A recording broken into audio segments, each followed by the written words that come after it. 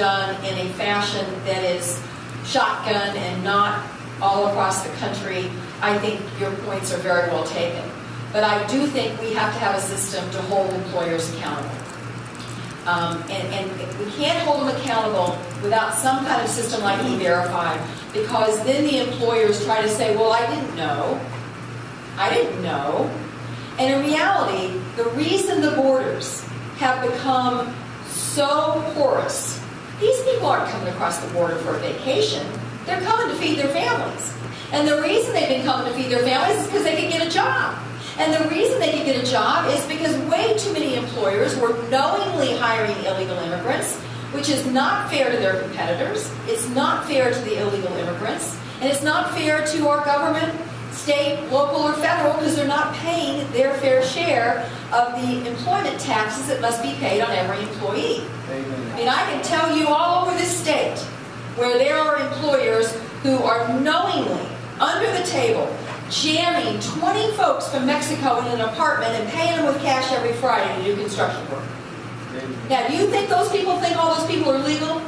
There's absolutely no way. So, I believe the best way to secure the border is to go after employers who knowingly, underline knowingly, hire illegal immigrants. Now, does that mean the E-Verify system is perfect? No, because we don't have all the, every number is not perfect. But we got to start somewhere. It would be like saying we're not going to put TSA workers up at the airport because they may not catch everybody.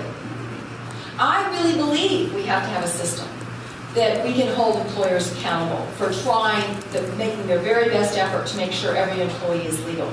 Now, we need to improve legal pathways, and we need to be honest about what we need in our workforce. One of the things that's most interesting to me is when I go out in certain parts of Missouri, everybody says, oh, we got to stop the illegals, stop the illegals, stop the illegals. And then somebody quietly comes after me afterwards and says, I've got the best group of Mexicans working on my farm.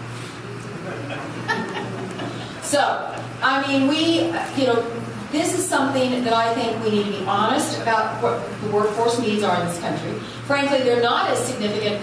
Illegal immigration is way down because there are fewer jobs for everybody.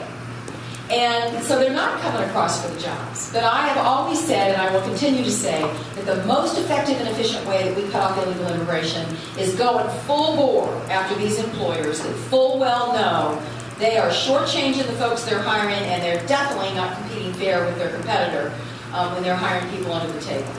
But what about the reports where E-Verify without comprehensive immigration reform actually increases under the table hiring, increases racial profiling, and increases exploitation? Well, I'd have to look at that, but I'm skeptical. The Westat audit of E-Verify recently revealed those statistics. Well, I'd love to take a look at that, because I know I'm supposed to tell you what you want to hear at these things, but I got to tell you the truth. What about patchworks of every city having separate? Well, that's not good. That's not good. But I do believe that we're not going to get a handle on this in this country until we get at the root of the problem.